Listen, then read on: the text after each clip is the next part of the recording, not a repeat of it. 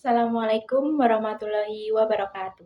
Perkenalkan, nama saya Aulia Putri dengan nomor NIM 25010230087. Di sini saya akan menjelaskan mengenai materi ilmu pendidikan dan juga pendidikan non-formal, informal, dan formal. Nah, apa sih itu ilmu pendidikan? Ilmu pendidikan adalah cabang ilmu yang meneliti cara mendidik individu agar tumbuh dengan baik dari segi intelektual, emosional, moral, sosial, maupun spiritual. Disiplin ini tidak hanya terfokus pada institusi pendidikan, tetapi juga tentang proses pembelajaran dan perkembangan individu sepanjang hayatnya.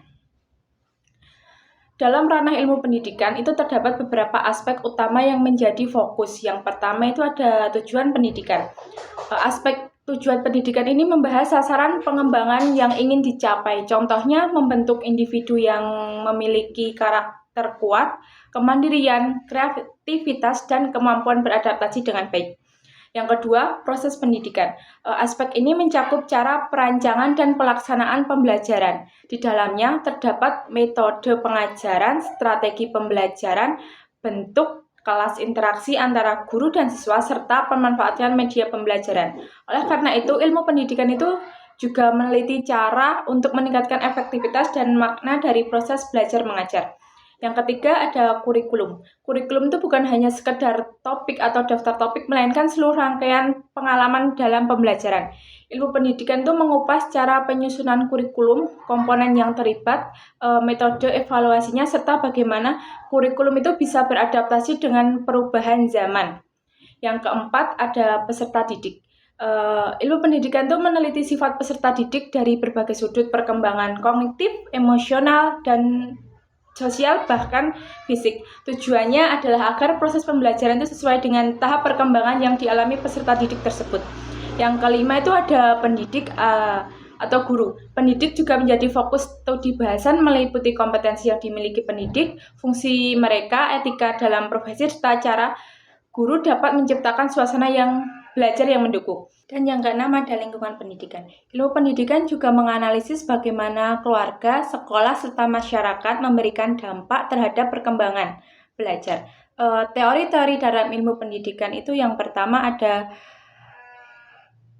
teori behavioristik, menekankan pada perubahan perilaku yang dapat dilihat atau proses belajar dinyatakan berhasil jika terdapat respon yang tepat setelah mendapatkan stimulus. Yang kedua adalah kognitivistik atau berpusat pada aktivitas mental dan proses berpikir. Belajar dipahami sebagai langkah untuk memahami, mengolah informasi, serta menyelesaikan permasalahan. Yang ketiga ada humanistik, itu melihat setiap individu sebagai unik dan perlu didukung untuk mencapai pencapaian diri. Fokus utama adalah pada pengalaman pribadi serta perkembangan individu. Yang terakhir ada sosiokultural, yaitu menggarisbawahi bahwa proses belajar berlangsung melalui interaksi sosial serta pengaruh budaya dan lingkungan. Dengan adanya teori-teori ini, ilmu pendidikan itu tidak hanya menjelaskan cara belajar atau berlangsung, tetapi juga membantu dalam merancang pembelajaran yang sesuai dengan kebutuhan siswa. Selanjutnya, fungsi ilmu pendidikan yang pertama itu menjelaskan atau menawarkan penjelasan mengenai bagaimana proses pembelajaran terjadi. Yang kedua, memprediksi atau membantu dalam memikirkan konsekuensi dari penerapan metode tertentu. Yang ketiga adalah mengendalikan atau mengatur langkah-langkah pendidikan agar berjalan efektif dan memenuhi sasaran. Yang keempat, mengembangkan atau memberikan landasan teoritis untuk inovasi di bidang pendidikan. Kesimpulannya, ilmu pendidikan itu memiliki cakupan yang sangat luas. Ya, tidak sekedar fokus pada metode pengajaran, tetapi juga membahas tujuan pendidikan, struktur kurikulum, mekanisme pembelajaran, fungsi guru, karakteristik peserta didik, dan juga teori-teori pembelajarannya, serta bagaimana lingkungan mempengaruhi perkembangan individu. Selanjutnya, kita akan membahas bentuk-bentuk pendidikan yang ada di masyarakat kita. Yang pertama itu ada pendidikan formal, merupakan pendidikan yang paling sering dikenal oleh masyarakat karena dilakukan di institusi resmi dan bersifat berjenjang, memiliki struktur yang jelas. Pendidikan formal umumnya memiliki standar pendidikan nasional yang mengatur kurikulum, kompetensi yang harus dimiliki lulusan, proses pembelajaran, serta penilaian di dalamnya. Terdapat 3 jalur pendidikan dasar, pendidikan menengah, dan juga pendidikan tinggi. Keuntungan dari pendidikan formal ini mampu memberikan dasar pengetahuan yang terstruktur, kesempatan untuk mendapatkan gelar akademik, serta pengakuan kompetensi di dunia kerja. Namun, kelemahannya itu sifatnya yang cenderung kaku, kurang fleksibel, dan seringkali tidak dapat mengikuti perubahan di industri dengan cepat.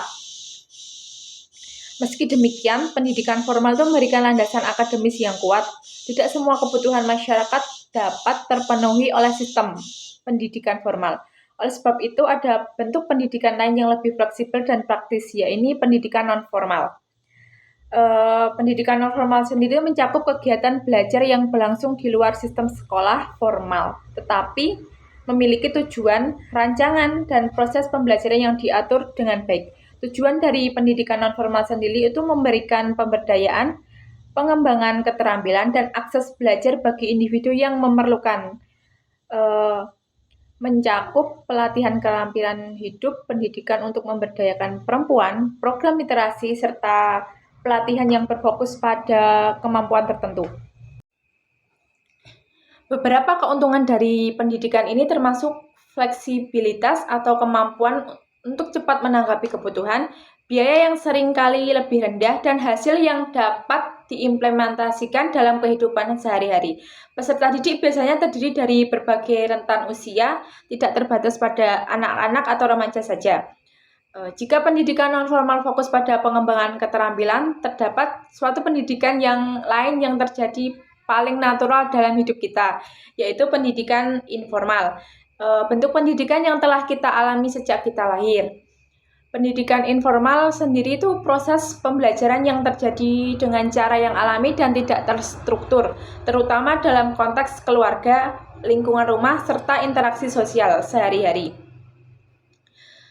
Pendidikan informal berfungsi sebagai dasar terbentuknya karakter, kebiasaan, moralitas, dan budaya individu. Orang tua ini berperan sebagai pendidik yang pertama dan utama. Aspek-aspek seperti disiplin, empati, etika, toleransi, dan tanggung jawab seringkali lebih mudah dibentuk melalui pendidikan informal ini. Pendidikan informal juga menawarkan kesinambungan karena berlangsung sepanjang hidup.